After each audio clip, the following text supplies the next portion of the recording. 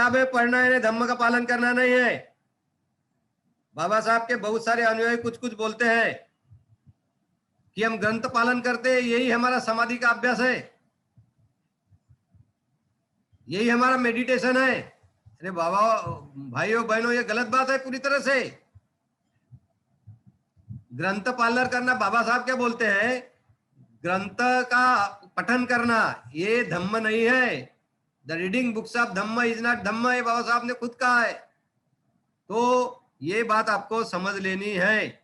सिर्फ ग्रंथ का पालन करके और धम्म पर भाषण करके भी धम्म का अनुसरण नहीं होता, धम्म का पालन नहीं होता। धम्म पालन के लिए प्रत्यक्ष अष्टांग मार्ग का पालन करना जरूरी होता है, जिसमें शील है, समाधि है और प्रज्ञा है। तो ये बातें मैं आगे में बताने वाला हूं। तो धम्म का पालन करना, फिर धम्म का प्रचार प्रसार करना, और धम्म का पालन करके अच्छे व्यक्ति करके समाज के हित के लिए काम करना, ये 3 बातें करना। और इस देश में जो आज की जो व्यवस्था है, इस व्यवस्था का सभी को अच्छी से लाभ हो, इसके लिए अलग अलग क्षेत्र में काम करना, ये बाबा साहब का धम्म मिशन है। तो ये बात मैंने आपको बताई और उसी तीनों बातों के लिए हमें काम करना है।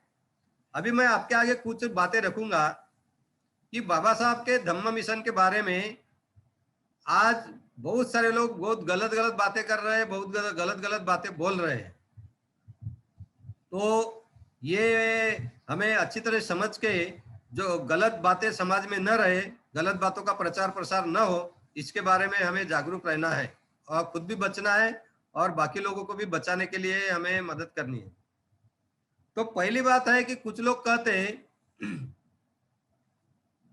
कि बाबा साहब ये आधुनिक बुद्ध है।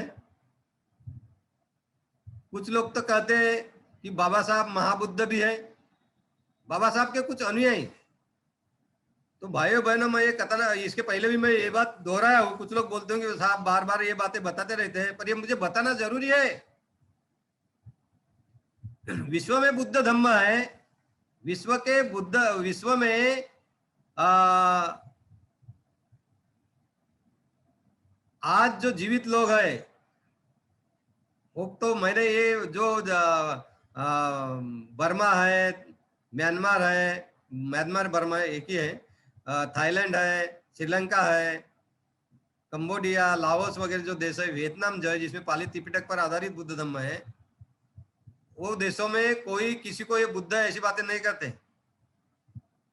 सादी बात है, आप बाबा साहब के अनुयायी हो, बाबा साहब ने आपको स्वतंत्रता से खुद सोचकर कोई भी बात मान्य करने के लिए की अनुमति दी है। और उन्होंने, आपको मालूम है कि भारतीय समाज व्यवस्था में जो जो गलत बातें थी उसका बाबा साहब ने विश्लेषण करके किसी तरह से सही बात समझना चाहिए कि आपको सिखाया है। तो आप ये बात नहीं समझ सकते? बाबा साहब ने हमारे लिए बहुत किया, और बाबा साहब का ऋण हम कभी भी नहीं उतार सकते, उनके ऋणों से हम मुक्त नहीं हो सकते। हमें उनके प्रति बहुत ही आदर है, ये बात ठीक है, पर ये आदर रहने से हम गलत बात करने लगना, ये तो ठीक बात नहीं है ना। क्या आपको ये बात मालूम नहीं कि बाबा साहब ने हमेशा कहा कि मैं बुद्ध का शिष्य हूं, बुद्ध मेरे गुरु है? तो फिर आप उनको क्यों बुद्ध बना रहे हो? और कोई कोई तो लिखते हैं कि ये बाबा साहब आज के बुद्ध है। अरे ऐसे कोई होता है क्या, आज का बुद्ध कल का बुद्ध? और इस तरह से थोड़े होता है। जो व्यक्ति धम्म खोज निकालता है उसी को बुद्ध कहते हैं। ये सादी बात आप लोगों को समझ में नहीं आती। बुद्ध बनने के लिए जब विश्व में बुद्ध धम्म नहीं होता, तब कोई व्यक्ति वो धम्म खोज निकालता है, उसी वही बुद्ध होता है, उसी को बुद्ध कहते हैं। जो सिद्धार्थ गौतम ने उर्वेला में किया था, बाबा साहब ने कहा धम्म खोज निकाला। कौन से दिन धम्म खोज निकाला? नहीं निकाला ना। फिर क्यों आप बाबा साहब को बुद्ध कहते हो? और कोई बोलते महाबुद्ध है। अरे बुद्ध से बड़ी व्यक्ति कैसे हो सकती है? बुद्ध से कोई बड़ा होता है? बुद्ध से सुपेरियर कोई हो सकता है? नहीं। ये बाबा साहब भी मान्य करते हैं। तो फिर आप ये झंझट में क्यों पड़ रहे हो भाई? और बाबा साहब के पढ़े लिखे लोगों ही ये गलतियां कर रहे हो और समाज को गुमराह करते हैं और समाज के कुछ लोग इसी क्या बोलते हैं, इसी चर्चा में रह के, पूरे संभ्रमों में रहकर ही, शंकाओं में रहकर ही अपना जीवन पूरा व्यतीत कर देते हैं और धम्म आचरण में वो लग ही नहीं जाते।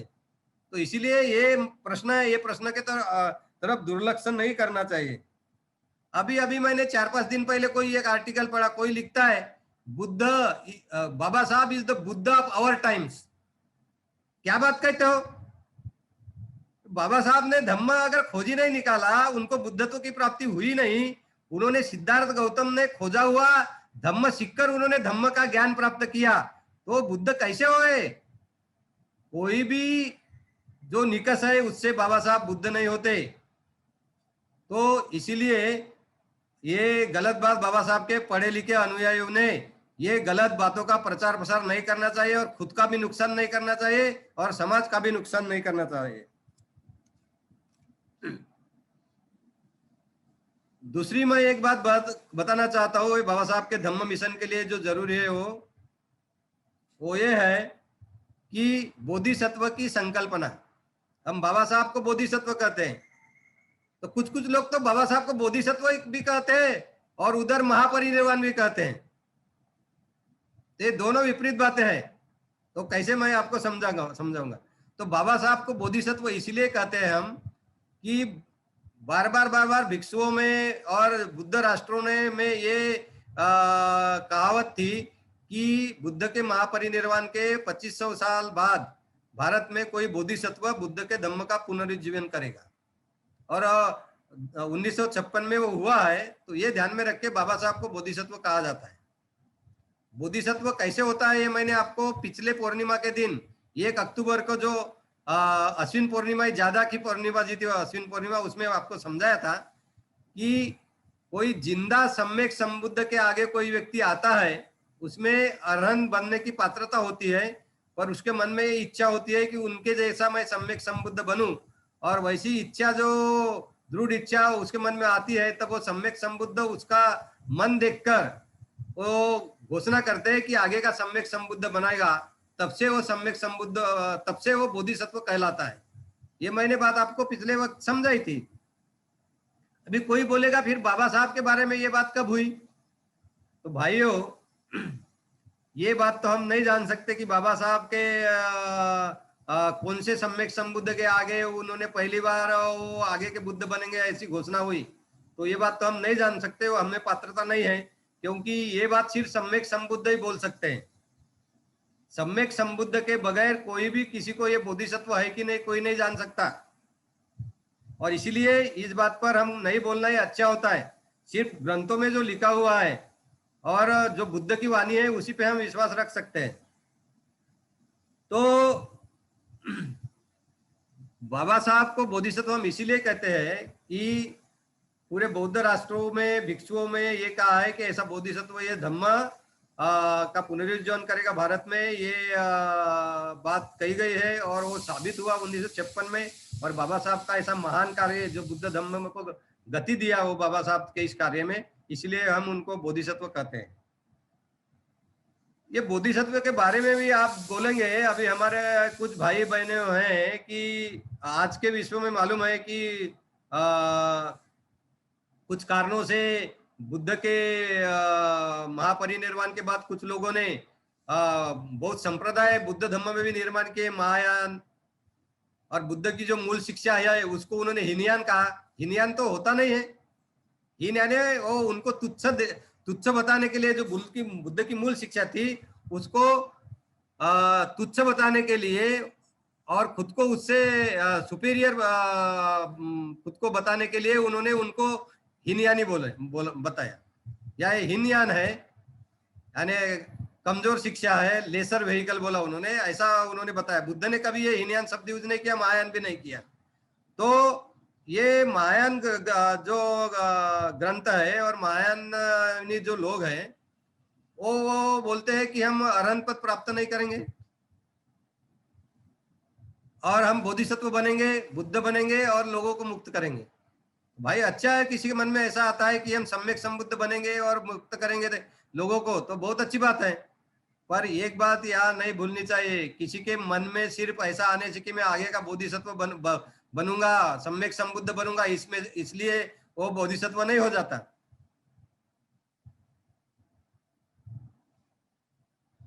तो बोधिसत्व उसी को कहते हैं कि उसका आगे में सम्यक संबुद्ध होना तय है, यानी वो सही में बोधिसत्व जो है वो बोधिसत्व सम्यक संबुद्ध बनेगा ही, ये पूरा तय हो जाता है, उसी को बोधिसत्व कह सकते हैं। और मैं एक आपको और एक बात की तरफ आपका मैं बहुत अच्छी तरह से ध्यान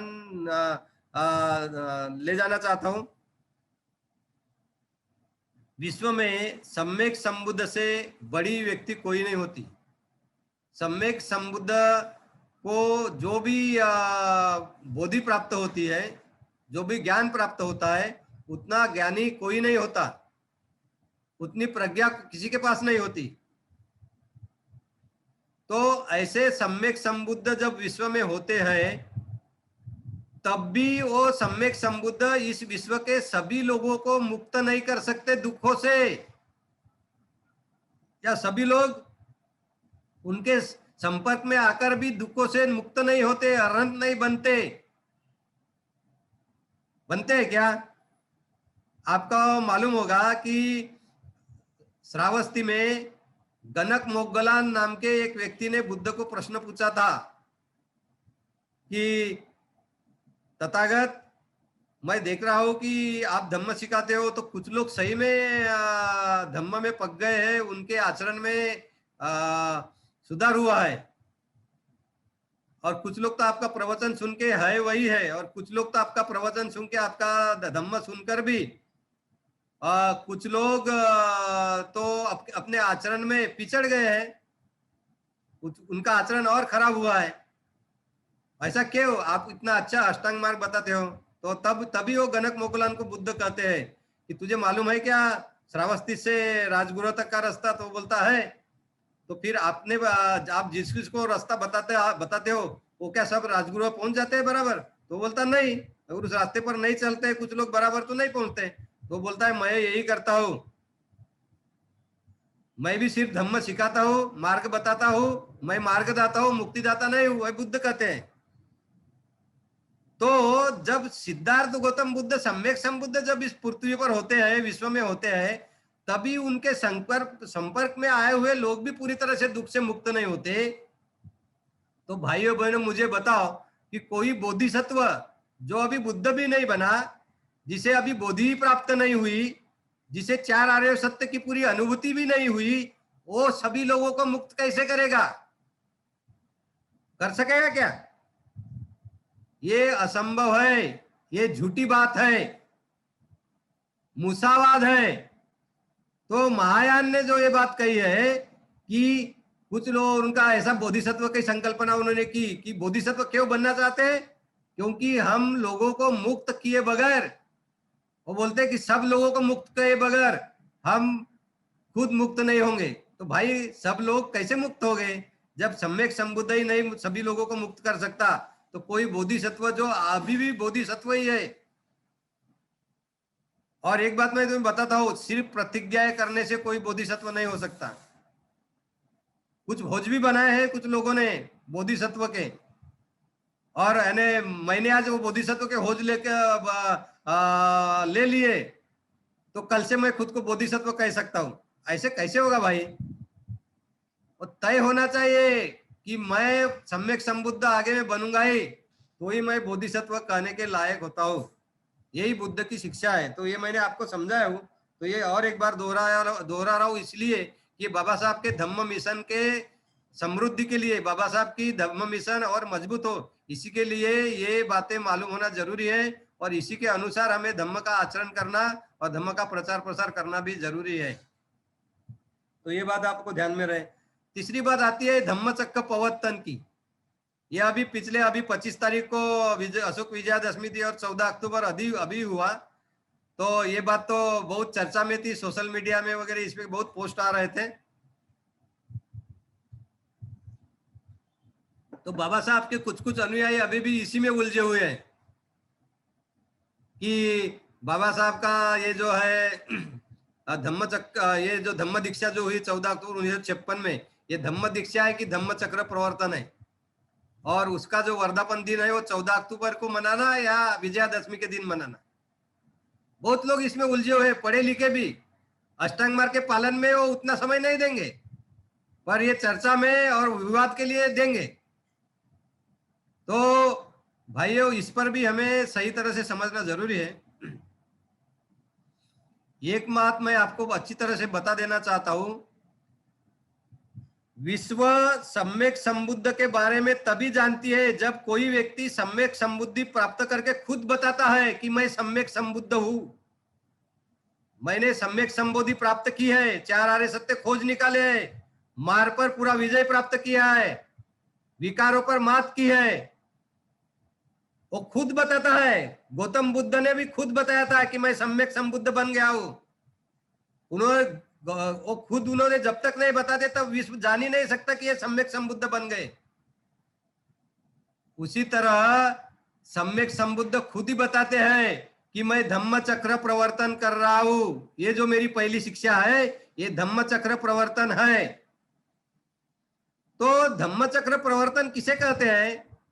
तो सम्यक संबुद्ध की पहली शिक्षा जो होती है उसे ही धम्म चक्र प्रवर्तन कहा जाता है, क्योंकि धम्म चक्र प्रवर्तन होने तक विश्व में धम्म नहीं होता, विश्व के जीवों को धम्म नहीं मालूम होता। तो जब धम्म मालूम नहीं होता जीवों को, तब वो पहली बार उनको बताना। धम्म चक्र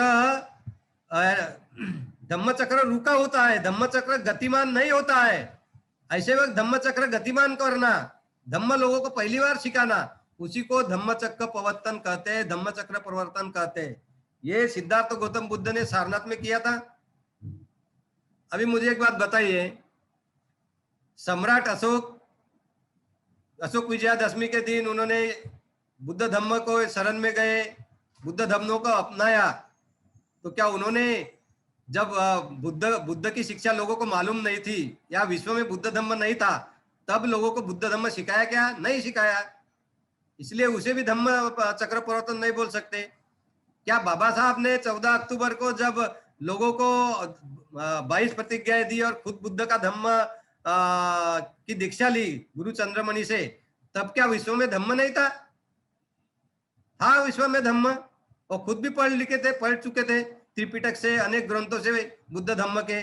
तो क्या उन्होंने पहली बार धम्म सिखाया जब लोगों को धम्म मालूम नहीं था? नहीं। तो उसको धम्म चक्र प्रवर्तन नहीं कर सकते, वो धम्म दीक्षा ही है।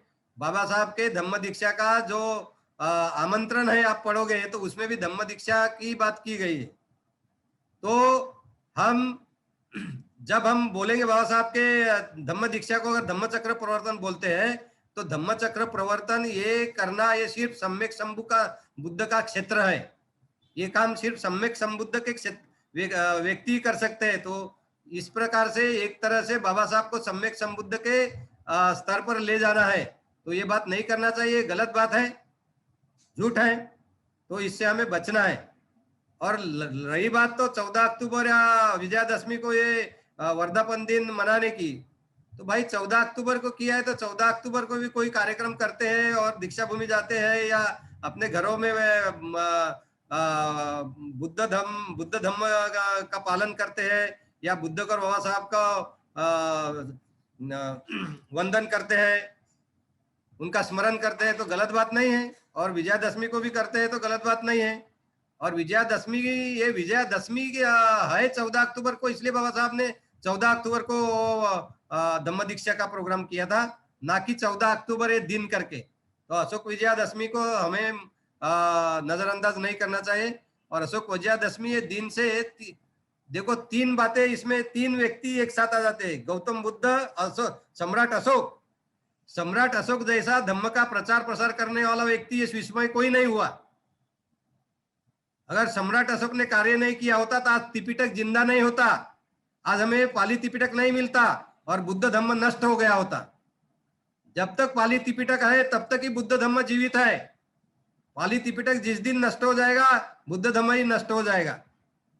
तो ये बातें हमें बहुत अच्छी तरह से समझ लेना है।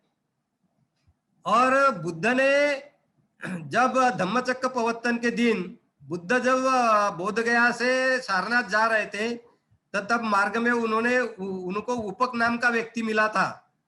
तब वो उपक को बुद्ध ने खुद बताया था कि मैं बुद्ध हूँ, मेरे विकार नष्ट हुए हैं, मैंने धम्म खोज निकाला है और मैं सारनाथ धम्मचक्र प्रवर्तन करने के लिए जा रहा हूँ। ये बात बुद्ध ने खुद बताई थी।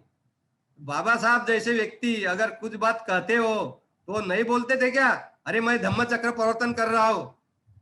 तो बाबा साहब ज्ञानी व्यक्ति थे, उनके पास इतना ज्ञान था, पंडित थे, तो उनको सही क्या है और झूठ क्या है, क्या बोलना चाहिए क्या नहीं बोलना चाहिए, ये पूरी तरह से मालूम था। जानबूझकर हमारे जो कुछ लोग हैं जिन्होंने कुछ किताबें पढ़ी है, वो कुछ लोगों को लगता है कि उनको जो किताबें पढ़ी है उससे भी ज्यादा बहुत कुछ समझ में आ गया है, और वो जानबूझकर ऐसे सवाल खड़े करते और कुछ लोगों को इन सवालों में ही उलझाए रखते हैं। तो ये ऐसे सवालों से हमें दूर रहना है, जो सही है वही मानना है और धम्म पालन में जुट जाना है। तभी हम बाबा साहब के धम्म मिशन को मजबूती दे पाएंगे और बुद्ध शासन समृद्ध करेंगे।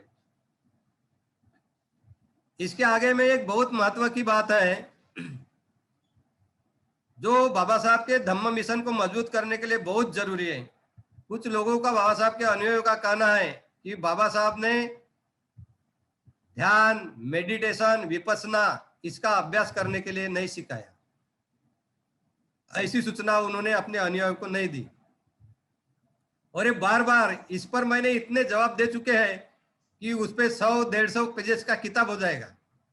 मेरे किताबें में ये दिया है, पर मैंने इतने ईमेल पे उत्तर दिए थे 2003 से 2010 तक कि उसका ही कुछ 100 पेजेस का किताब हो जाएगा।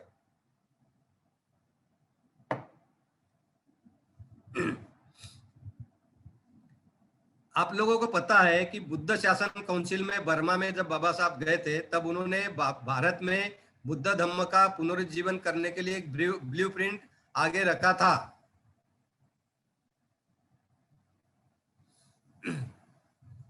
तो वो जो ब्लूप्रिंट आगे रखा था उसमें बाबा साहब ने ये क्या कहा था कि बुद्ध के पूरे शिक्षा जो है उसके 73 बुक्स है त्रिपिटक के, तो ये सब व्यक्ति पढ़ नहीं सकते, इसलिए बुद्ध के शिक्षा का छोटा किताब लिखना चाहिए। उन्होंने गोस्पेल ऑफ बुद्धिज्म ऐसा कहा था, पर उन्होंने बाबा साहब ने कहा था कि ऐसा किताब लिखते वक्त हमें इस बात पर ध्यान रखना होगा कि बुद्ध के सामाजिक और नीतिमत्ता पर आधारित शिक्षाओं पे ज्यादा जोर देना होगा, ना कि मेडिटेशन, विपස්සना और कंटेम्पलेशन और अभिधम्म। अगर ऐसा हम करते हैं तो ये हमारे के हित के लिए बहुत ही हानिकारक होगा। It will be fatal to our cause, ऐसा बाबा साहब ने कहा है। तो कुछ लोग बार बार ये बाबा साहब के विधानों का जिक्र करके बाबा साहब ने ध्यान नहीं करने को बताया, ऐसे बार बार कहते हैं।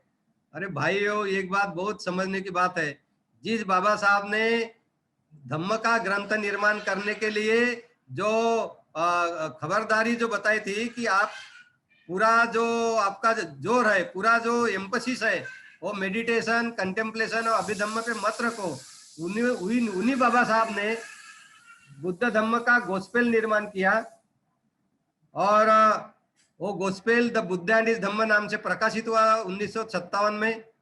और जो गोस्पेल है, तो वो जो आप ये कौन कह सकता है कि बाबा साहब ने बुद्ध एंड हिज धम्म ग्रंथ की निर्मित करते वक्त उन्होंने ग्रंथ निर्मित के लिए जो सावधानी रखने को बताई थी, वो सावधानी उन्होंने खुद ही ध्यान में नहीं रखी, उसके तरफ दुर्लक्ष्य किया, ऐसा कौन कहेगा। तो वो जो बाबा साहब ने चेतावनी दी थी कि पूरा जो एम्फसिस है वो मेडिटेशन पे न रहे, विपස්සना पे न रहे, कंटेम्पलेशन पे न रहे, अभिधम्म पे न रहे, इसका बाबा साहब ने पालन करते हुए भी बुद्धानी धम्म जो ग्रंथ निर्माण किया उसी में बाबा साहब ने मेडिटेशन की बात कही है, उसी में बाबा साहब ने पूरे अष्टांग मार्ग की बात की है। और इस अष्टांग मार्ग में ही सम्यक समाधि के रूप से मेडिटेशन, समझ जिसे बोलते हैं मन को एकाग्र करना, और सम्यक दृष्टि और सम्यक स्मृति के रूप से विपස්සना आई हुई है। तो ये जो लोग कहते हैं कि बाबा साहब ने समाधि का अभ्यास नहीं करने को बताया, ये पूरी तरह से गलत है। बुद्धानिस धम्म ग्रंथ आप पढ़ोगे तो उसमें सम्यक समाधि जो है यही सम्यक समाधि जो है यही मेडिटेशन की बात है। मेडिटेशन दो प्रकार का होता है, एक तो समत और विपස්සना। तो समत यानी मन को एकाग्र करना, जब मन में विकार न हो तब मन को एकाग्र करना। तो ये आनापान करके ये बात की जाती है, आने जाने वाले सांस पे हमारा पूरा ध्यान केंद्रित करने के कर ये मन एकाग्र किया जाता है। ये सम्यक समाधि का अभ्यास होता है। एक बात मैं आपको बताना चाहता हूँ, बाबा साहब ने आनापान किसको कहा है बुद्धानिस धम्म में? तो बाबा साहब ने आनापान, कंट्रोलिंग ऑफ ब्रीदिंग को आनापान कहा गया है। पर ये कब कहा गया है बाबा साहब ने? सिद्धार्थ गौतम बुद्धत्व प्राप्ति के पहले उन्होंने ये मगध देश में यानी उद्दक रामपुत्र और आलार कलाम से शिक्षा लेने के बाद वो जब मगध में गए और वहां उन्होंने वो समाधि मार्ग का अभ्यास किया, वहां आनापान सती का अभ्यास कराते थे, जिसमें श्वासोश्वास पर नियंत्रण करना होता था, कंट्रोलिंग ऑफ ब्रीदिंग। उसको बाबा साहब ने आनापान सती कहा है। और बुद्ध ने जो आनापान सती सिखाई उसमें सांस पर कोई नियंत्रण नहीं है। सांस नैसर्गिक रूप से जैसा आता है वैसा जानना, इसको बुद्ध ने आनापान कहा है और ये सम्यक समाधि का मार्ग बन जाता है।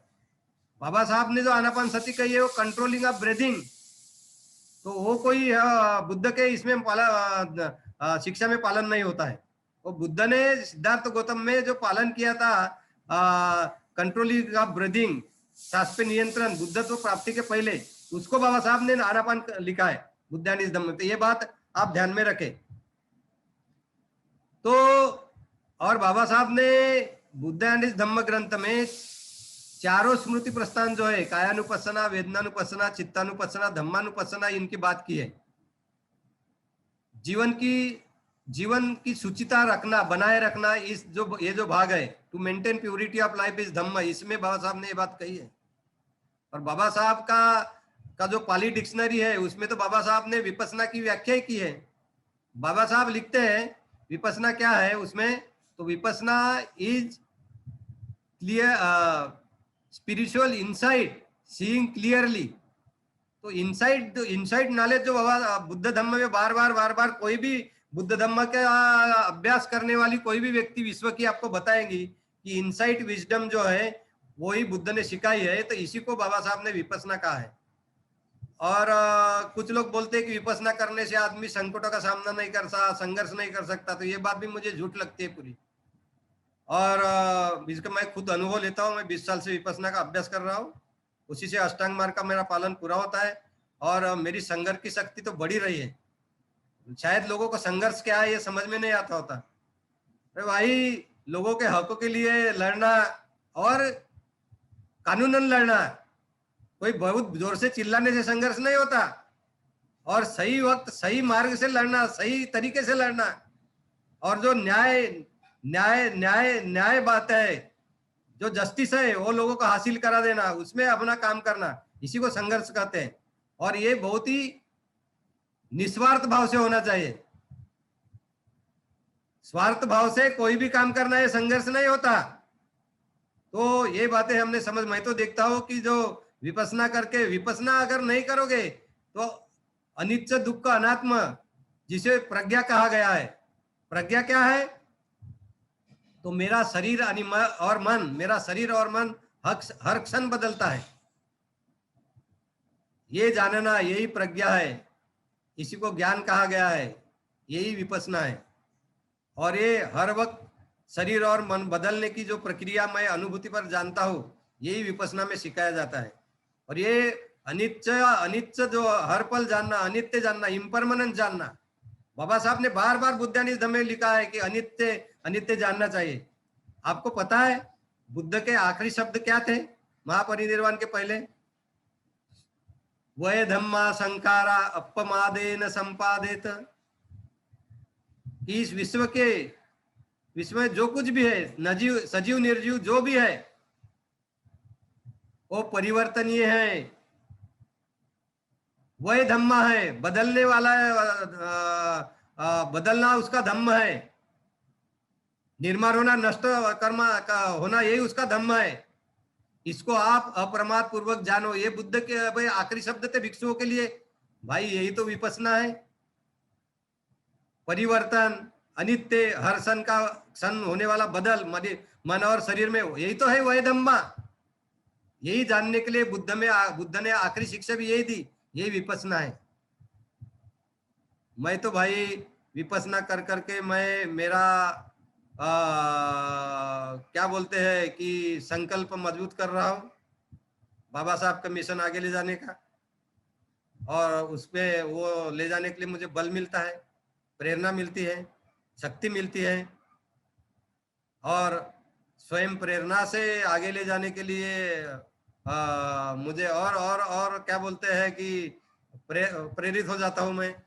तो और हम संघर्ष नहीं करते, हम तो हर दिन संघर्ष करते रहते हैं। मैं तो ऐसी स्थिति में हूं, ऐसे एनवायरनमेंट में काम करता हूं जहां मुझे हर वक्त, हर दिन सही सच के लिए, लोगों के हित के लिए, हक के लिए संघर्ष करना पड़ता है। तो ऐसी बात नहीं है संघर्ष यानी कुछ बहुत बोलना, बहुत ऐसे स्टेटमेंट करना है, संघर्ष नहीं होता। संघर्ष अलग बात होती है। तो ये बाबा साहब के अनुयायियों ने अच्छी तरह से समझ लेना जरूरी है। तो ये बात मत कहो कि बाबा साहब ने मेडिटेशन, और मेडिटेशन नहीं करोगे तो अष्टांग मार्ग पूरा कैसे होगा? क्या सम्यक समाधि छोड़ दोगे? सम्यक स्मृति छोड़ दोगे? सम्यक दृष्टि छोड़ दोगे? सम्यक व्यायाम छोड़ दोगे? मेडिटेशन के बगैर सम्यक समाधि का पालन नहीं हो सकता, सम्यक स्मृति का पालन नहीं हो सकता, सम्यक व्यायाम का पालन नहीं हो सकता, और सम्यक दृष्टि का भी पालन नहीं हो सकता। अनित्य जाने बगैर चार आर्य सत्य कैसे जानोगे? तो बाबा साहब के अनुयायी जो पढ़ने लिखने में बहुत आगे है, उन्होंने किताबें पढ़कर जो ज्ञान प्राप्त किया है, वो ज्ञान को अपने अनुभूति से मजबूत करना चाहिए, तभी अष्टांग मार्ग का पालन होगा। और सही में हम ये बाबा साहब ने जो बार बार बुद्ध एंड इस धम्म में कहा है, उनके भाषणों में कहा है, वो अनित्य दुख अनात्म हम अनुभूति पर जान पाएंगे, और अरियो सत्यों की हम अनुभूति पर हम जान पाएंगे, और तभी हमारी अविद्या धीरे धीरे नष्ट होने में मदद होगी। तो ये बात मैं आपके आगे रख देना चाहता हूँ।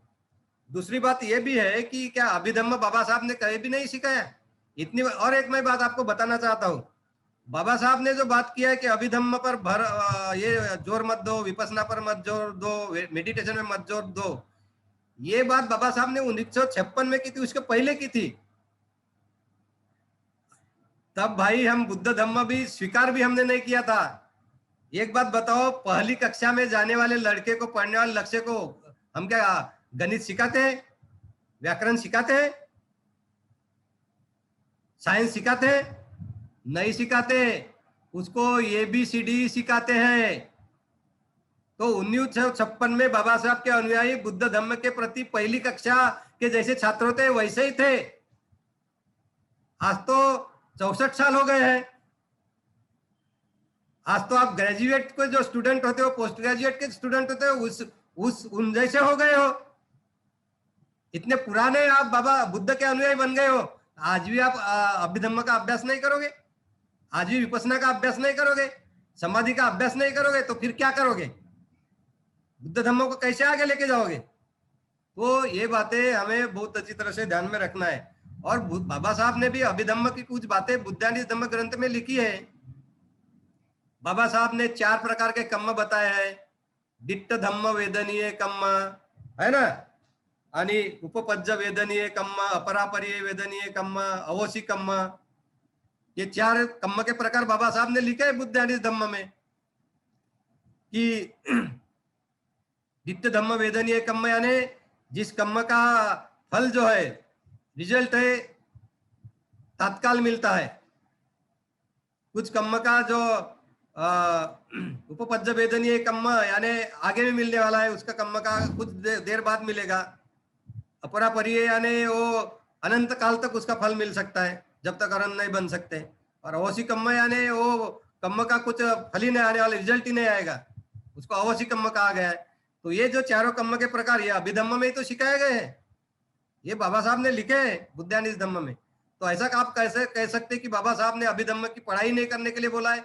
और उस वक्त ठीक था भाई 1956 में, क्योंकि आप पहली के छात्र थे।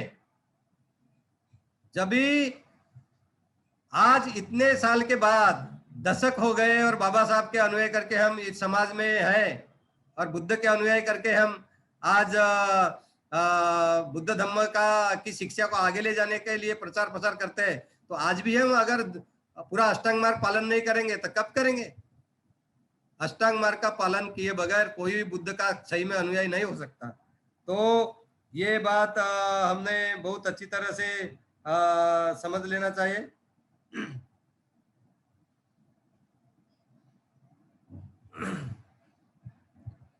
अभी आगे की बात यह है, मैं आपको और जो बात बता रहा हूँ बार बार मैं बताते रहता हूँ कि मैं कुछ बातें अभी बताई कि बुद्ध महापरिनिर्वाण तक की जो बात कहते हैं वही बुद्ध की शिक्षा है, वही बुद्ध वचन है।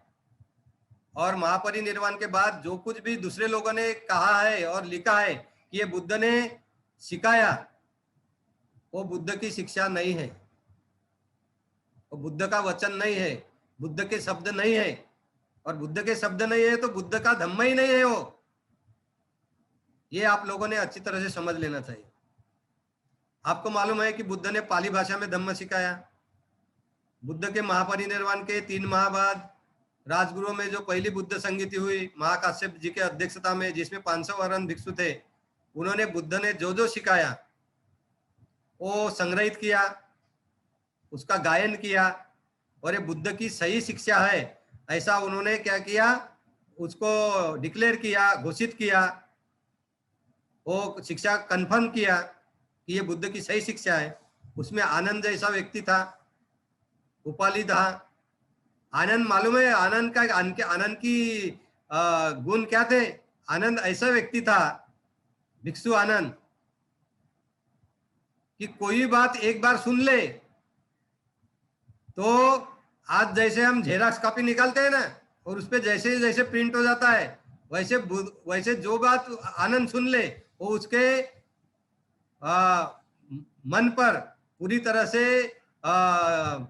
बिंबित हो जाता था, इम्प्रिंट हो जाता था और जैसे के वैसे वो उसको याद कर सकता था, रिकॉल कर सकता था। और इसलिए आनंद ने वचन लिया था बुद्ध से जब उनका शिष्य बना तभी, कि जो जो बात जो बुद्ध के शिक्षा आप मेरे क्या बोलते कि गैर हाजिरी में दोगे, मेरे अब्सेंस में दोगे, वो शिक्षा मुझे आकर और सुनाना। और बुद्ध ने वो मान्य किया था और इसलिए आनंद को बुद्ध की बहुत सारी शिक्षाएं याद थी। उसने वो सब बहुत सारी शिक्षा बताई है। एवं में सुतंग बोलता है, वो आनंद ही बोलते रहता है। जो पाली त्रिपिटक में है ना, एवं में सुतंग, मुझसे ऐसे सुना गया। तो वो 500 अरहन भिक्षुओं ने जो बात कही, संग्रहित की, उसको हम नहीं बोल सकते कि उन्होंने गलत किया। अरहन कभी गलत नहीं कर सकता क्योंकि उसके विकार नष्ट हुए है, तृष्णा नष्ट की है, उसमें कोई स्वार्थ नहीं है, अहंकार नहीं है, तो गलत बात कह ही नहीं सकता है। वही पाली त्रिपिटक कहलाया। फिर यही पाली त्रिपिटक दूसरे संगीति में, तीसरे संगीति में और कन्फर्म हो गया। अशोका के काल में तीसरे संगीति में वो और सही शिक्षा है करके घोषित होने के बाद वही पाली त्रिपिटक महेंद्र, महामहिंद्र जिसे बोलते हैं, श्रीलंका में लेके गया। वहाँ वो सियाली भाषा में लिखा गया, फिर और पाली भाषा में लिखा गया। और वो पाली त्रिपिटक पहले पेड़ों के ताड़ के पन्नों पे श्रीलंका में लिखा गया पहली सदी में। वही पाली त्रिपिटक आज उपलब्ध है। तो वही बुद्ध की सही शिक्षा है। उसे थेरवाद कहते हैं। महायानी खुद को ऊंचा बताने के लिए उसको हीनयान कहा गया, क्या कहते हैं। तो हीनयान शब्द कहीं है ही नहीं। हीनयान शब्द हमने यूज में भी नहीं लाना चाहे। बुद्ध ऐसे अपने धम्म को ही बड़ा और अपने धम्म को ही छोटा कहेंगे क्या? बिल्कुल नहीं कहते। तो ये कुछ लोगों ने, जो लोग अरिय नहीं थे, श्रोतापन्न की ऊपर की अवस्था प्राप्त नहीं किए हुए थे, जो ज्ञानी नहीं थे, जो एनलाइटन नहीं थे, जिनको बोधि प्राप्त नहीं हुई थी, उन्हीं लोगों ने ये महायान, हीनयान, वज्रयान, तंत्रयान मंत्रयान ये इनकी निर्मित की, क्योंकि जो भी व्यक्ति अरिय होगा वो बुद्ध के जो सही शिक्षा सिखाई है, जो पाली भाषा त्रिपिटक में है, उसके विसंगत कोई भी बात नहीं कर सकते।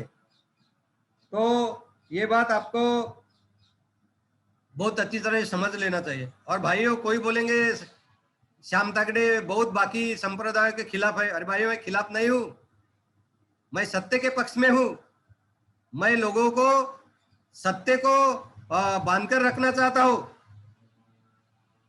मुझे एक बात बताइए, अगर बुद्ध की सही शिक्षा है महायान में, तो फिर बुद्ध ने जो बात नहीं बताई वो बात वहां क्यों है?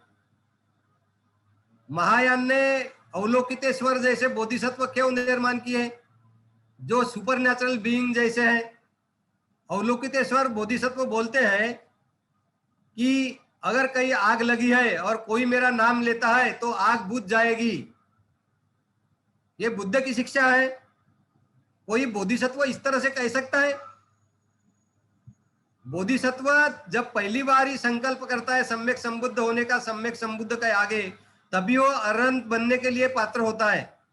तो ऐसा अरहंत बनने के लिए पात्र रहने वाली व्यक्ति ऐसी बात कह सकती है क्या कि आग बुझ जाएगी? अरे आग कैसी बुझेगी? पानी जब तक नहीं गिरता आग पे कैसे गिरेगी भाई? तो ऐसी झूठी बात, ऐसी अवैज्ञानिक बात, अनसाइंटिफिक अगर बोधिसत्व के मुंह में डालने वाला संप्रदाय, इसको आप बुद्ध की वाणी कहोगे? तो मैं बाबा साहब के जो अनुयायी हैं, बहुत श्रद्धा से बाबा साहब को फॉलो करते हैं, उनको ये सच भी अगर नहीं बताऊं मैं, तो फिर मेरा इतने सालों से बुद्ध धम्म का अध्ययन करने का क्या महत्व है? यही काम मैं कर रहा हूं। मैं किसी के खिलाफ भी नहीं हूं और किसी के प्रति मुझे द्वेष भी नहीं है। अभी लोटस सूत्र नाम का, सद्धम्म पुंडरिक नाम का ये सूत्र है महायान का, उस ग्रंथ में कहा गया है कि महापरिनिर्वाण के वक्त कुशीनारा में सिद्धार्थ गौतम बुद्ध की मृत्यु हो गई, उसी को महापरिनिर्वाण कहते हैं। तो बोलते हैं कि वो नष्ट नहीं हुए, और बुद्ध कहते हैं कि जो जो निर्माण होता है वो नष्ट होता है। उनके भिक्षु भी मानते हैं, आनंद मानता है, महाकाश्यप जानता है कि बुद्ध नष्ट हो गए, अभी और नहीं आएंगे वो। और ये सद्धम्म पुंडरिक सूत्र ग्रंथ कहता है कि श्रद्धा से आप सिद्धार्थ गौतम बुद्ध को बुलाओ तो आज भी वो अपने मानवीय रूप में आपके आगे अवतीर्ण हो गए। ये कौन सी शिक्षा है? ये बाबा साहब के अनुयायियों को ऐसी शिक्षा में क्या हम ढकेल देंगे? और इसलिए जो लोग बाबा साहब के कुछ अनुयायी जो मेरे ख्याल से मार्ग पथभ्रष्ट हो गए हैं, जो ये सब सद्धम्म पुंडरिक सूत्र की और महायान की और बाकी वज्रयान तंत्रयान की बात करते हैं, और वो हमारे लोगों को अगर उधर खींच रहे हैं, तो उनको सही बात बताना, ये उनके खिलाफ रहना नहीं होता भाई साहब। ये बात तो मैं लोगों को सजग कर रहा हूं कि आप धम्म की सही सही बातें ही मानो, जानो, और तभी आपकी सम्यक दृष्टि सही रहेगी, तभी आप सम्मा दृष्टि का पालन कर सकोगे, अन्यथा नहीं कर सकोगे। तो ये बातें आपको बहुत अच्छी तरह से समझ लेना है। अभी एक बात कहता हूं मैं आपके, ये वज्रयान, तिब्बतन में वज्रयान पालन करते हैं, वो तिब्बतन में तारा को बुद्ध मानते हैं, और कुछ महायान वगैरह में तारा जो है उसको बोधिसत्व भी मानते हैं। तो कैसे क्या ये की व्यक्ति बुद्ध होगा, बोधिसत्व होगा? और आपको ये भी बात पता है, मैंने बताया था कि कोई भी महिला अभी तक बुद्ध नहीं हुई है। फिर तिब्बतन कैसे मानते हैं कि तारा बुद्ध है, और महायान वही तारा को बोधिसत्व मानता है? तो ये सब जो ये कल्पित बातें हैं, थेराटिकल, हाइपोथेटिकल, सिर्फ मानने की बात है, किसी ने निर्माण कर दिया लोगों को फंसाने के लिए, वही बात हमारे बाबा साहब के अनुयायी दोहराएंगे और उसी में फंस जाएंगे। तो हम क्यों चुप रहे? हम हमारे लोगों को क्यों नहीं सही बात बता रहे? तो ये बातें जो है, आपको ये बातें मुझे लोगों को इसके बारे में सचेत करना है, जागरूक करना है, और बार बार करते रहूंगा, इसीलिए कि मैं चाहता हूं कि बाबा साहब का धम्म मिशन शुद्ध रहे, उसमें अशुद्धता न आए। अगर अशुद्धता आ गई तो बाबा साहब के अनुयायी में भेद होंगे, और आगे में बाबा साहब का समाज ही विघटित होगा। तो ये बातें हमने बहुत जरूरी अच्छी तरह समझ लेना चाहिए। अभी एक बात मैं आपको बताना चाहता हूं कि पाली त्रिपिटक में सम्यक संबुद्ध बोलते हैं कि जब तक बुद्ध शासन जीवित है तब तक बुद्ध निर्माण नहीं हो सकता कोई भी। फिर महायान में इतने सारे बुद्ध कैसे निर्माण हो गए? अमिताभ बुद्ध की बात करते हैं, वो अक्षोभ्य बुद्ध की बात करते हैं, अमोघ सिद्धि बुद्ध की बात करते हैं, रत्न संभव बुद्ध की बात करते हैं, वैरोचन बुद्ध की बात करते हैं। ये कहां से बुद्ध आ गए? ये नाम तो पाली त्रिपिटक में कहीं है ही नहीं। बुद्ध के पहले के 27 बुद्ध के नाम सिद्धार्थ गौतम बुद्ध के पहले 27 बुद्ध के नाम बुद्ध वंश ग्रंथ में है, और बुद्ध के बाद का मैत्रेय बुद्ध है उसी का नाम है 28, और गौतम बुद्ध 29 बुद्ध के नाम ही सिर्फ पाली त्रिपिटक में है। फिर अक्षोभ्य, अमोघ सिद्धि, वैरोचन, अमिताभ कहां से आ गए? कौन से काल में जन्म हुए? इनके माँ बाप कौन थे?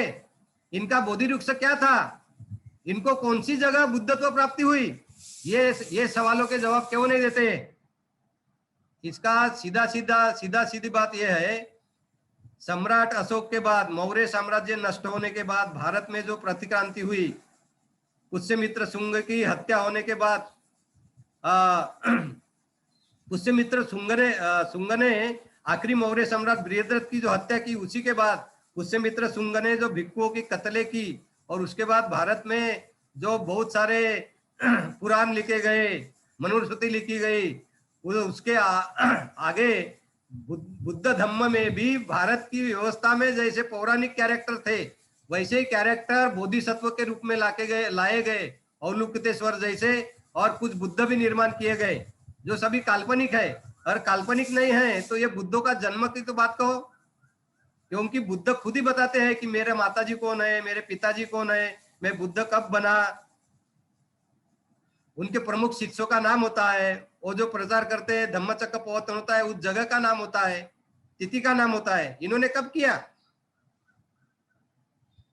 अमिताभ बुद्ध बोलते हैं, अमिताभ बुद्ध की बात, कि अमिताभ बुद्ध का आप 10 दिन नाम लो तो आप उनके सुखावती में आपका जन्म हो जाएगा। ये कौन सी शिक्षा है? ये क्या बुद्ध की शिक्षा हो सकती है? बिल्कुल नहीं है। तो इसके बारे में सचेत करना क्या मेरा मैं कर्तव्य न समझू? हर एक बाबा साहब के अनुयायी का एक कर्तव्य है कि सही बातें लोगों को समझाए, गलत बातों से लोगों को दूर रखे, ताकि वो बाबा साहब ने अष्टांग मार्ग जो बताया है वो उसका पालन कर सके। और जो बार बार लोग बोलते, कोई बोलता है महायान ने मूर्ति दी बुद्ध की। अरे मूर्ति बाबा, ये मूर्ति ये बुद्ध धम्म का भाग नहीं है। लोगों ने आगे पीछे मूर्ति निर्माण भी की होती। सम्राट अशोक के काल में मूर्ति नहीं थी तो क्या बुद्ध धम्म का प्रचार प्रसार नहीं हुआ? तो ये मूर्ति निर्माण करना ये कोई धम्म का भाग नहीं होता। और कुछ लोग बोलते हैं कि बाबा साहब ने बुद्धा ने और उनका धम्म ग्रंथ के आखिरी में जो लिखा है, जो प्रतिज्ञा लिखी है बुद्ध के धम्म का प्रचार प्रसार करने के लिए, और 4 बातें लिखी है। क्या लिखी है बाबा साहब ने? कि इस विश्व में अनंत जीव है। आगे में लिखा है कि ये जीव अनंत विकारों में होते हैं, विकार उनमें अनंत प्रकार के विकार होते हैं। और उन्होंने ये लिखा हुआ है कि अनंत सत्य इस विश्व में है, और इन बातों का हम प्रचार करना चाहिए। ये 4 बातें लिखी है। अरे तो बाबा ये सार्वजनिक सत्य है, ये क्या बुद्ध ने पाली त्रिपिटक में नहीं बताया है? और बाबा साहब लिखते हैं ये बातें मैंने कहां से ली है? बाबा साहब लिखते हैं ये बातें मैंने ये encyclopedia of religion and ethics उसमें से ली है। वो नहीं लिखते कि महायान से ली है। महायान ग्रंथ में भी लिखी होगी वो है। इसका मतलब ये नहीं है कि बाबा साहब ने महायान का बोधिसत्व का सिद्धांत मान्य किया। बाबा साहब ने वो ये बोधिसत्व जो निर्माण किए महायान ने और बुद्ध निर्माण किए वो माना। अगर बाबा साहब को चाहता था तो बाबा साहब ने बोला रहता, ये नहीं बोला रहता कि हम बुद्ध की मूल शिक्षा को अपनाएंगे, उसका पालन करेंगे। बाबा साहब ने कहा होता अरे महायान, हीनयान, वज्रयान, तंत्रयान सभी ठीक है, सभी की पढ़ाई करो। बाबा साहब तो पाली त्रिपिटक को की भी शुद्धता की बात करते हैं। भगवान बुद्ध और उनका धम्म ग्रंथ में उन्होंने 3 कसौटियां दी है। वो कसौटियों पर उसको उस कसौटियों के संदर्भ में वो जानो आप, ये बुद्ध की सही शिक्षा है कि नहीं, ऐसा बुद्धानिज्म में बाबा साहब कहते हैं। तो जो बाबा साहब पाली, उनका जो डिक्शनरी है वो 4 भाषाओं में लिखते हैं, पाली इंग्लिश, पाली मराठी, पाली हिंदी, पाली गुजराती। इतना पाली भाषा को बाबा साहब महत्व देते हैं, पाली त्रिपिटक को महत्व देते हैं।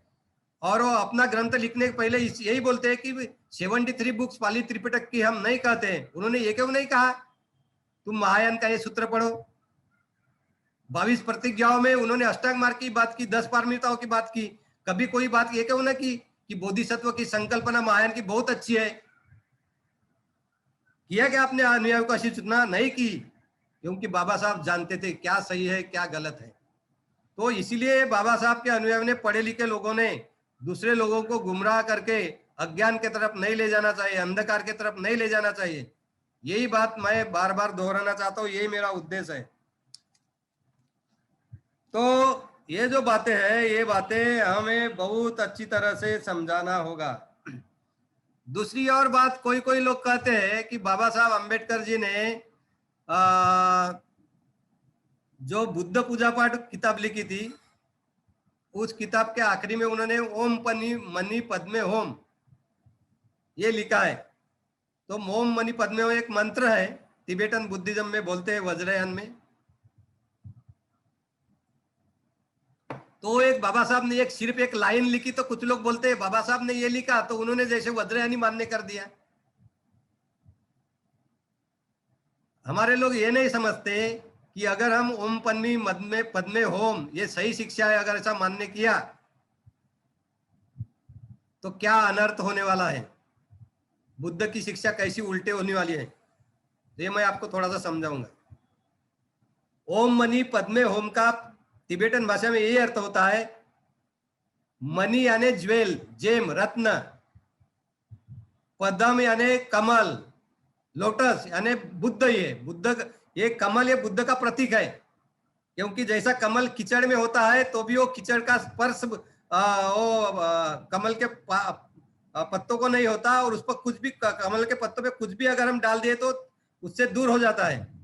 उसी तरह बुद्ध इस संसार में रहते हैं, विकार रूपी संसार में, जिसमें विकार ही विकार होते हैं, तृष्णा होती है, पर उनको तृष्णा स्पर्श नहीं कर सकती। इसलिए कमल ये बुद्ध का प्रतीक है। तो मणि होता है ओम मणि पद्मे, मणि यानी ज्वेल, रत्न, पद्म पद्मे यानी कमल यानी बुद्ध, ओम मणि पद्मे हो यानी है, यानी उसका यही मतलब है कि बुद्ध ये रत्न है। तो रतन शुद्ध में कहा ही है, इदम्पि बुद्धो रतनं पनीतं। ये जो बुद्ध है ये रत्न है, ये पाली त्रिपिटक में भी लिखा है, तो वही तिबेटन भाषा में लिखा हुआ है। तो बुद्ध ने लिख दिया है तो क्या, बाबा साहब ने लिख दिया है तो क्या उन्होंने वज्रयान मान्य कर लिया, महायान मान्य कर लिया? सिर्फ इतना मान्य किया है ओम पद्मे ओम लिखने बाबा साहब ने कि बुद्ध रत्न है, और ये है ही है। बुद्ध जैसा रत्न विश्व में नहीं है। अगर ओम मणि पद्मे होम ये बुद्ध की सही शिक्षा है अगर हम मानते हैं तो क्या होता है, देखिए। ओम मणि पद्मे होम ये मंत्र 4वीं शताब्दी में ईस्वी सन के बाद, यानी 4th AD या 5th AD के शुरू में ये ओम मणि पद्मे होम की निर्मित हुई।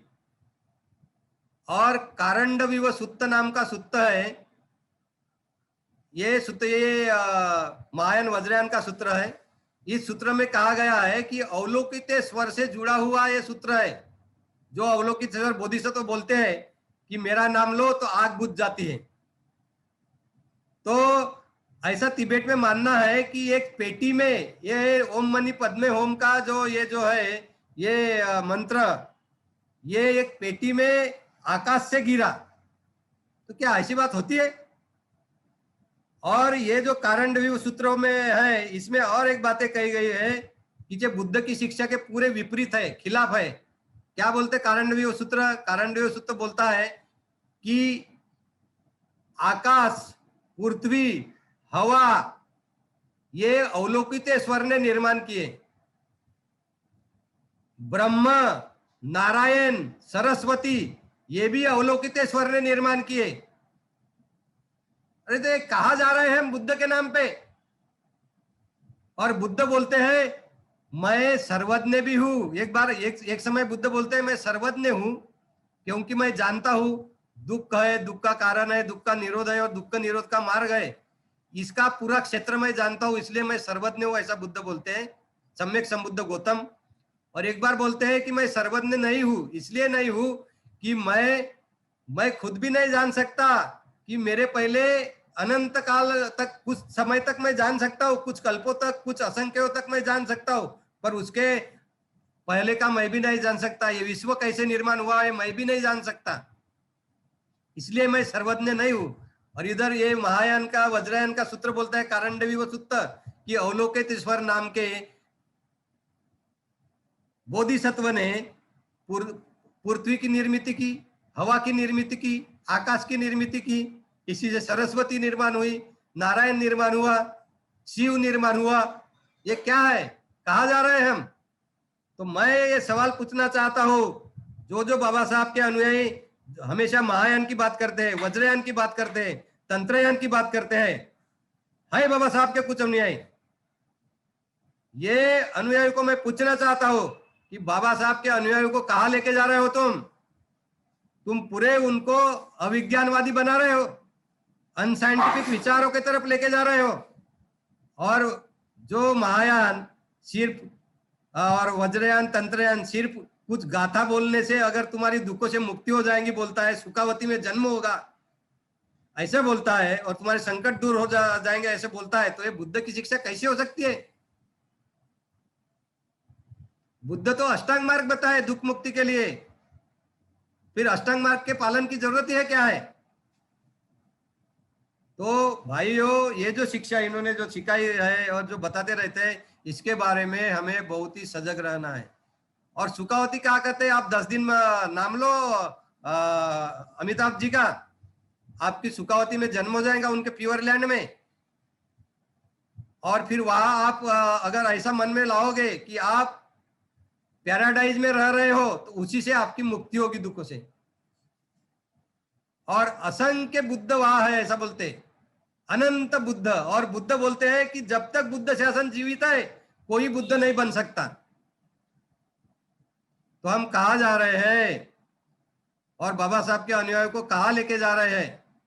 तो मैं ये कभी किसी को नहीं कहता कि कोई अगर महायान फॉलो करता है, वज्रयान, तंत्रयान फॉलो करता है, उसका द्वेष करो, उसके प्रति मैत्री मत रखो, उनके साथ संबंध मत रखो, सब रखो, पर उनको जरूर बताओ कि भाई साहब जो ये आप शिक्षा बता रहे हो ना, ये बुद्ध की शिक्षा नहीं है, ये गलत है, ऐसा होता नहीं। ये बुद्ध के कार्य कारण भाव का जो सिद्धांत है, लाभ काजा इफेक्ट, पानी नहीं तो आग कैसे बुझेगी, ये कार्य कारण भाव है।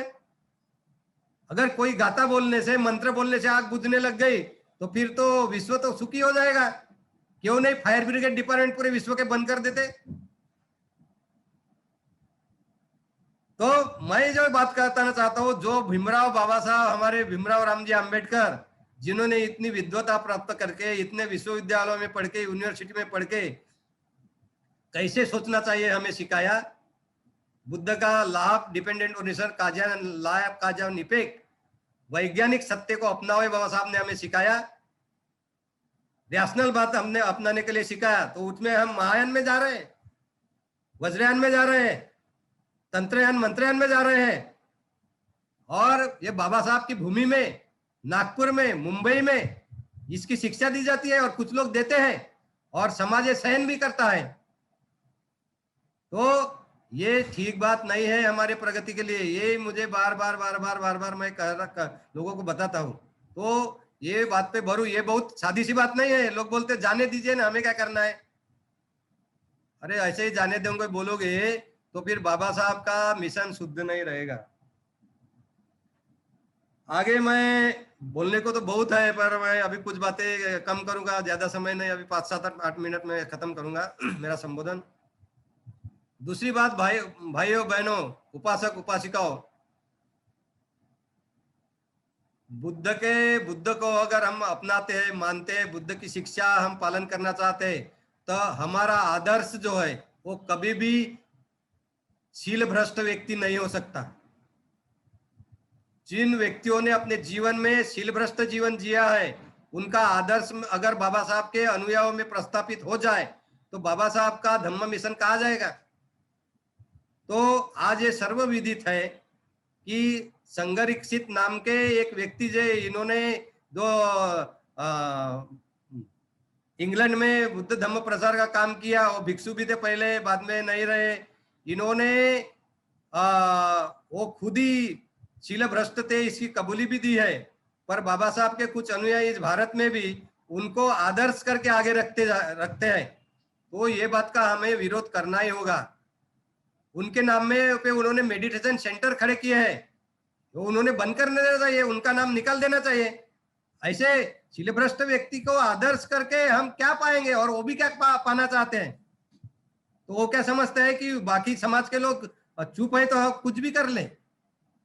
ये नहीं होना चाहिए।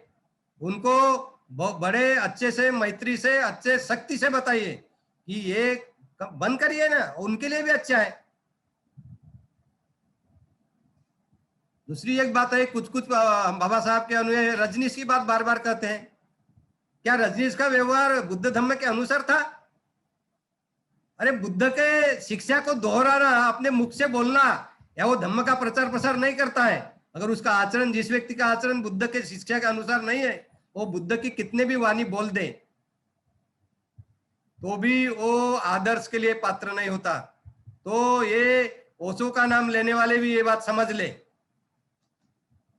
तो और मैं बार बार कहता हूं, बार बार मैंने बोला है कि निब्बान ये विकार मुक्ति की अवस्था है। कोई भी व्यक्ति के लिए निब्बान शब्द मत यूज करो। मृत्यु यानी निब्बान नहीं होता। जो व्यक्ति विकार मुक्त अवस्था प्राप्त करता है, सोतापन्न, सकृतव, अनागामी, अरंत होता है, उसी को वही निब्बान की अनुभूति लेता है। और जो व्यक्ति पूरी अरहंत होता है, दुख मुक्त होता है, उसके मृत्यु को परिनिर्वाण बोलते हैं। और सम्यक संबुद्ध के मृत्यु को महापरिनिर्वाण बोलते हैं। तो मैंने पहले भी कहा था कि बाबा साहब के मृत्यु को भी महापरिनिर्वाण बोलना ठीक नहीं है, पर लोग बोले जा रहे हैं। जो धम्म में प्रगति कर रहे हैं, जो जानते, उन्होंने नहीं बोलना चाहिए। तो ये बात भी ध्यान में रखो भाई। दूसरी बात है कि बहुत लोग बोलते हैं कि बाबा साहब अंबेडकर जी ने हर एक व्यक्ति को अधिकार दिया था दीक्षा देने का। वो दिया था। 15 अक्टूबर के भाषण में उन्होंने कहा था कि दरेकाने दीक्षा देने का अधिकार है। मुझे कोई भी व्यक्ति दीक्षा दे सकता है, ऐसा भाव से बोला था। पर उसके बाद क्या हुआ मालूम है ना आपको, कि कोई भी व्यक्ति दीक्षा देने लग गया। तो देखो, जिसका शील भी ठीक नहीं है, ऐसा व्यक्ति भी दीक्षा देने लग गया, तो क्या होगा? बुद्ध के धम्म का अवमूल्यन होगा, बुद्ध के धम्म की क्षति होगी। मालूम है, एक व्यक्ति खुलेआम शील का उल्लंघन करता है, पर बाबा साहब ने बताया कि कोई व्यक्ति दीक्षा दे सकता है। तो ऐसा जब होने लगा, तो बाबा साहब ने ये जो दरेकाला दीक्षा द्यायचा कि दीक्षा देने की, हर एक व्यक्ति ने दीक्षा देने की जो बात कही थी, वो पीछे ले ली थी। तो ये बात हमने ध्यान में रखना चाहिए। तो भाइयों और बहनों,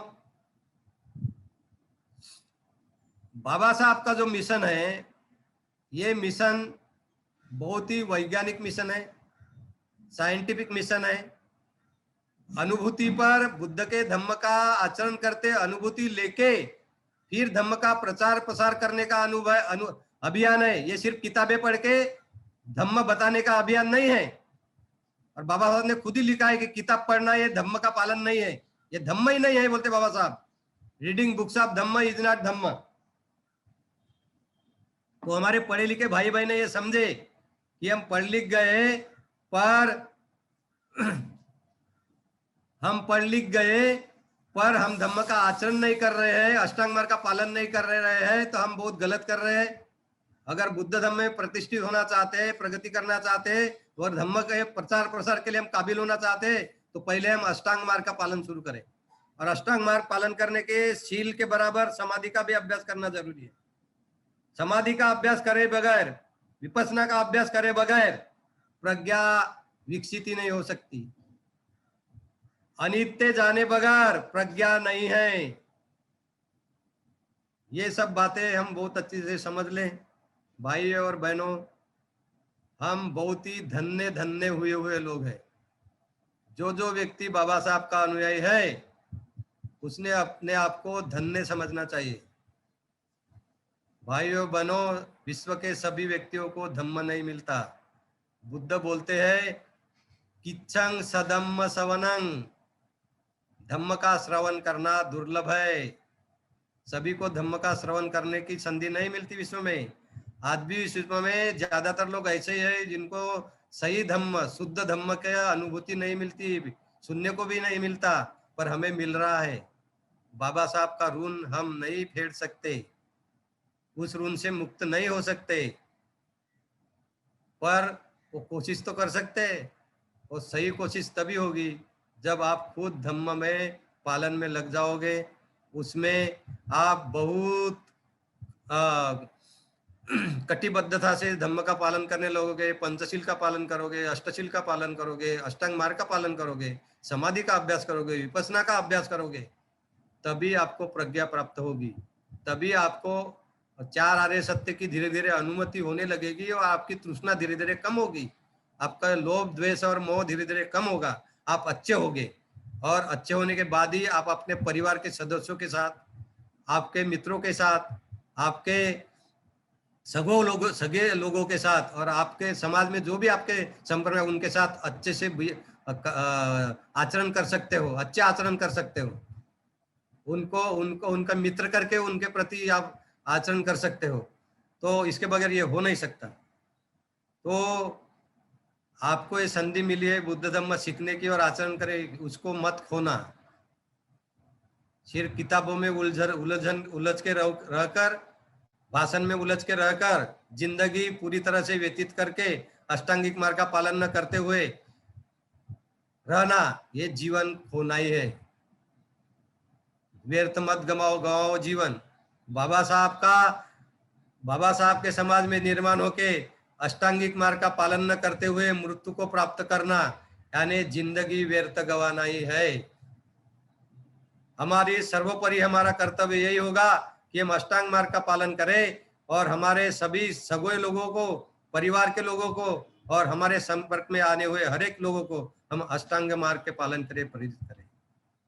भाई और बहनों, हमें अनमोल रत्न मिले हैं बुद्ध धम्म संघ, उन्हें खोना नहीं है, उनके प्रति श्रद्धा विकसित करनी है और आगे बढ़ना है।